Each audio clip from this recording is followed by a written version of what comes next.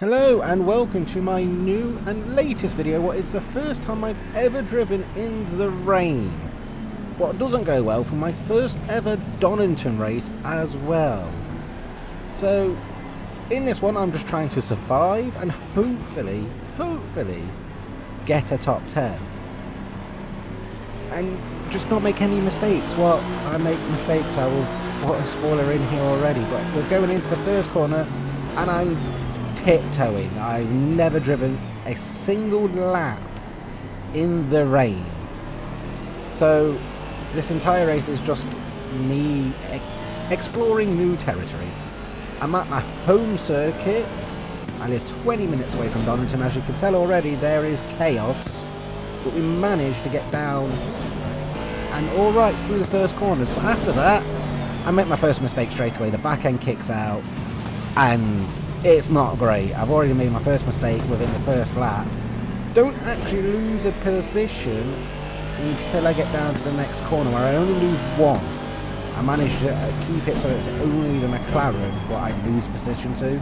I do nearly gain it back, but he gets a much better drive out of it. Nearly didn't crash actually. But overall, first mistake, it's expected, never driven it. McLaren gets through and I just can't overtake him back. He gets a better drive and he's driving better in general. Up until this point where he touches the grass and I just squeeze on by him, manage to take the position straight back off him on the next lap and keep it calm and composed and just start pulling away from him ever so gently. And I'm loving it because I normally suck at overtakes. And talking about sucking, yeah, this is not a great moment for me. I just don't get turned in. And there's a subscribe button on my big mistake. What even gets nearly worse, because as I'm recovering, as you're about to see, enter stage left, two cars having a nightmare, nearly taking me out just moments after I just took myself out, let's be honest with you. But as you can see here from the outside of the camera view, and yeah, I was millimeters. And what caused it all? Just chaos. Honestly, just chaos. There's a guy going off there, he gets hit, the BMW goes wide, he tries to an overtake, doesn't give him enough room, he gets taken out. And on top of all this, another Lambo is in the walls. Don't know what's going off there, everyone's just being very inconsistent. Next lap, I managed to get another 2 positions back by people making mistakes on the exact same corner. Makes me not feel as bad, but, you know, these things happen.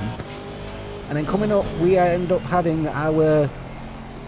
it's a controversial one. I don't know who's at fault. I think it's 50-50. You see the car spinning off in front. I get alongside a Mercedes. And I am going slightly right, but at the same time, he's going slightly left. And... yeah, this happens. I end up with 20 seconds of front end damage.